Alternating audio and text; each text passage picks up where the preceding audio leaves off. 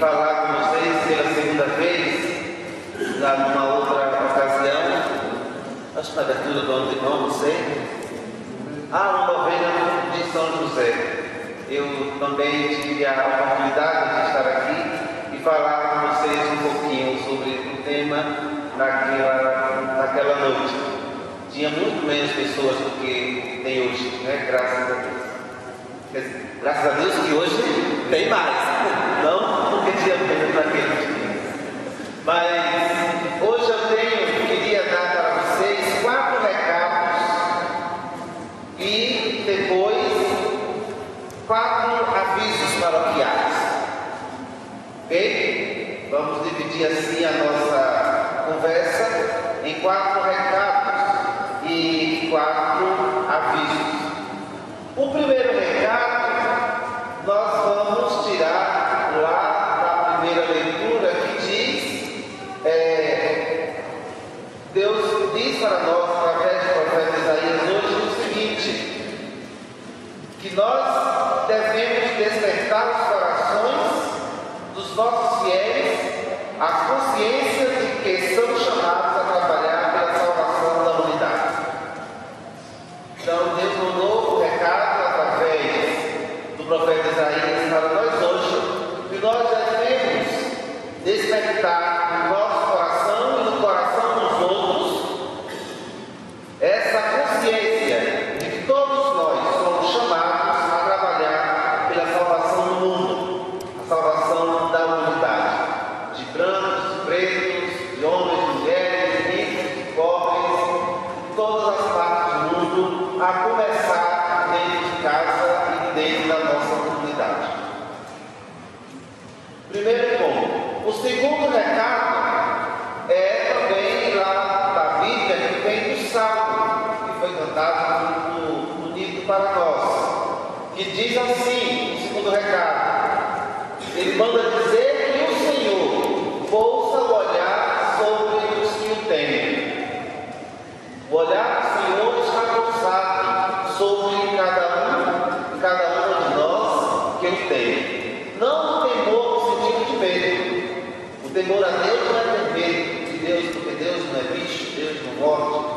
É no sentido de respeito, no sentido de que esse Deus que eu ouço, mas que as suas palavras não passam em vão pelos meus ouvidos. Não entra por um lado e sai pelo outro. O terceiro recado é lá da carta aos Hebreus. A gente não sabe exatamente quem foi que mandou esse recado, quem escreveu, quem trouxe esse recado. Antigamente dizia que foi Paulo, mas alguns estudiosos já disseram que não foi Paulo que escreveu essa carta. Mas não importa, o importante é que o recado chegou, né? Esse veio que é anônimo, e veio pela boca de pessoas sofredoras, como nós muitas vezes, que são os hebreus, que mandou dizer para nós o seguinte: temos o próprio Cristo já dando esse recado. Olha, vocês têm um sumo sacerdote eminente que entrou no céu, que é Jesus, o Filho de Deus. Nós temos esse sumo sacerdote lá esperando por nós. E isso exige de nós uma coisa: que permaneçamos firmes na fé que professamos. Não devemos nos desvincular, não devemos morrer e nos desviar dessa fé. E o quarto recado é do próprio Cristo através do Evangelho de hoje, que São Marcos nos diz, que é o seguinte: quem quiser ser grande, fala baixinho, porque quem fala alto é Jesus, né? Quem quiser ser grande, seja vosso servo. E quem quiser ser o primeiro, seja escravo de todos. Nós não estamos aqui para ser servidos. Nós não viemos aqui para ser servidos, mas para servir. E essa missão é a mesma de Jesus. É a mesma que Jesus viveu.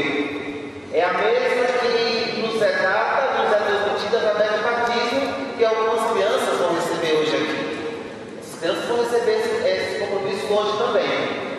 É essa missão que nós queremos dizer que o irmão André soube viver, né? Soube ouvir e atender esses 4 recados que lhes foi mandado também como batizado, e ele optou, ele ouviu, acolheu, alimentou esses recados e optou. Não adianta a gente ouvir, não adianta a gente acolher, até alimentar, ficar nisso. Temos que optar por fazer ou não fazer essa missão. Só que isso não é fácil. Mas Jesus, no momento nenhum da nossa vida, nos prometeu sombra e água fresca. Ele diz: quem quiser, vir após mim, quem quiser me seguir, deve renunciar a si mesmo e assumir o quê? Algum cargo político, algum cargo de poder na comunidade? Foi? Não, assumir o quê? Alinhar, assumir o caminho de Jesus, o caminho de sofrimento, é o caminho da cruz, porque a glória está na ressurreição. Mas quem é que nos dá força para isso? Quem é que nos alimenta a levar essa opção que nós fazemos de colocar em prática esses 4 recados? É o Espírito Santo, aquele caráter. Ele, o Espírito Santo, não age em si só, ele não age por si mesmo no meio de nós. Ele age no mundo através de nós. O lugar do Espírito Santo agir é no nosso coração, no coração de cada um de nós. Ele transforma o nosso coração para que, uma vez que os nossos corações transformados, nós possamos transformar o mundo. Então, o Espírito Santo, ele age no mundo através de nós. Se nós não estamos batizados, não falo em nome cristãos, porque uma vez cristão, você sempre vai ser cristão, mesmo que você não queira. Uma vez batizado, você vai ser sempre batizado, vai ser filho de Deus, mesmo que você renuncie e não viva esse batismo. Né? Então, mas como cristão, nós temos essa missão de ser os agentes do Espírito Santo no mundo. E isso a gente faz de várias maneiras. Nós podemos fazer de uma maneira consagrada, podemos fazer nos consagrando ao matrimônio, podemos fazer mesmo como solteiros e membros da comunidade, mas trabalhando em prol do reino de Deus, servindo antes de ser servido. Talvez isso estou vendo aqui, agora me lembro, é uma força, uma das maneiras do Espírito Santo agir. Vocês conhecem esse livrinho aqui? Alguém já viu? Conhece, né? Uma improvisação e uma organizada. Ações do Padre Roberto no Jacaré. Mas com certeza o Padre Roberto não agiu sozinho, não age sozinho. Muitos de vocês, toda essa paróquia, muita gente tem colaborado com isso. É a força do Espírito Santo agindo no meio do povo aqui na comunidade do Jacaré e fazendo com que uma improvisação seja organizada. E fazendo com que esse improviso possa levar uma organização maior na vida das pessoas. Passemos então para os nossos avisos. Teria bastante avisos, talvez dezenas deles, mas eu escolhi 4 importantes para o dia de hoje que eu deveria comunicar a vocês. Com certeza vocês sabem já. O primeiro é que nós estamos num mês especial. Vocês estão sabendo que é o mês missionário. Então não há mês melhor, dia melhor, para a gente poder refletir sobre essa missão que nos é mandada através desse recado, que a gente assume pelo nosso batismo.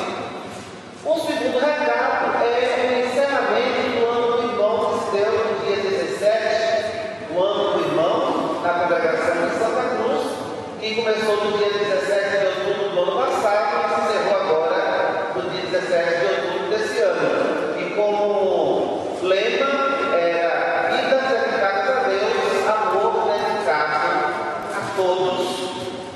Nós dedicamos a nossa vida a Deus e através dessa dedicação a Deus, pelo nosso amor, nós nos dedicamos a todos.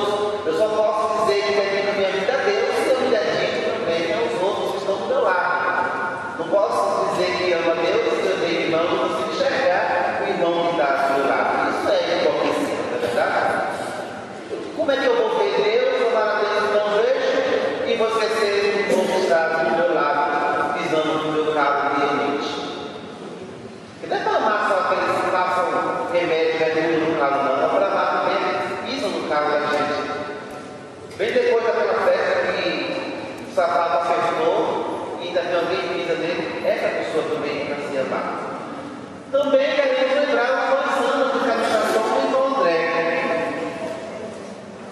que serviu a Deus principalmente através da congregação de Santa Cruz, lá no Canadá, e pôde, através desse servir a Deus, colocar em prática essa missão, curar muitas doenças, mas principalmente as doenças do coração, na sua simplicidade, na sua singeleza, pode dizer que irmão André é um amigo, um irmão, um santo. O mais humilde dos homens alcançou o mais elevado degrau. Qual foi o segredo, irmão André? Apenas servir, sem esperar ser servido. Apenas servir. É a mensagem central do Evangelho hoje. Não precisa brigar. Não é para brigar. Ah, eu quero cantar o direito, eu quero cantar do lado esquerdo, eu quero cantar aqui, acolá, eu quero cantar no degrau mais acima. Não, entre vocês não deve ser assim. Jesus diz, olha, vós sabeis que os chefes das nações as oprimem, e os grandes as tiranizam. Mas entre vós não deve ser assim. Quem quiser ser grande, seja vosso servo. E quem quiser ser o primeiro, seja o escravo de todos. Irmão André soube fazer isso muito bem. O quarto aviso que eu devo lhe dar é sobre o sínodo dos bispos que está no meio, lá em Roma. Estão sabendo disso? Os bispos estão reunidos numa assembleia especial chamada Sínodo, lá em Roma. Do Brasil temos alguns bispos, acho que 4 ou 5 que estão lá, também ajudando a pensar a nova evangelização. No tempo de Jesus, a evangelização era uma. No tempo de Dom André, com certeza, tínhamos uma forma de evangelizar. Hoje, temos que pensar novas maneiras de atingir o coração do povo, de chegar nos arranha-céus das grandes cidades, de chegar nas favelas, diante de tantas violências e de tanta coisa. Temos uma maneira que deve ser diferente para chegar no coração da juventude, a qual vamos refletir já a partir da quarta-feira de cinzas do ano que vem, na campanha da fraternidade, que tem como tema fraternidade e juventude. Mas como chegar a esses corações? Como é que deve ser? Que pedagogia a gente vai usar? A mesma do ano lá de 1937, 1930, 1900, de 100 anos atrás? Será que vai dar jeito? Será que ainda responde? Num país que hoje já mudou praticamente todo para a cidade, 90% quase das pessoas já vivem na zona rural, e nós, vivem na zona urbana, e mesmo aqueles que vivem na zona rural, ainda vivem de uma maneira urbana, que é o contrário, como toda a nossa evangelização, até o Vaticano II existia, que era o contrário, estamos sempre na zona rural. Como é que vamos evangelizar hoje? Algumas pistas, os bispos já estão mandando para nós, dizendo que essa nova evangelização está nas mãos dos leigos, está nas nossas mãos. Isso não é novo, tá? Isso o Concílio Vaticano II, 50 anos atrás, já dizia, mas hoje sente-se a necessidade de reafirmar que esse povo de Deus seja ordenado, consagrado, ou leigos, ou enfim, batizados, é que vai ser responsável por essa nova evangelização. Então não vai depender mais tanto do Papa. Viu, Padre Roberto? Não vai depender mais tanto dos irmãos também. Viu? Mas vai depender mais dos leigos, de vocês. A igreja quer contar cada vez mais com vocês. Quer contar cada vez mais com os casais.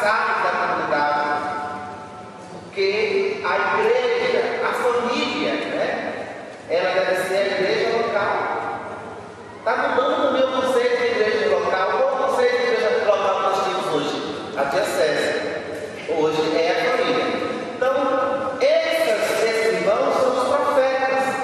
Irmão André foi irmão e nós também consideramos esses irmãos pessoas que não são ordenadas, que não são casadas, mas que vivem a vida sagrada. São os profetas. Por quê? Somos chamados por Deus, homens de Deus, portadores do Espírito Santo, vivemos em comunidade, permanecem atentos aos sinais dos tempos, comprometem na libertação do homem, têm parte com a sabedoria e é fiel ao chamado de Deus. Então, essas são as características principais dos irmãos. Nós que vivemos no meio do mundo. Então, somos chamados ao compromisso, à missão de servir antes de ser servidos. Porém, nem tudo é bom.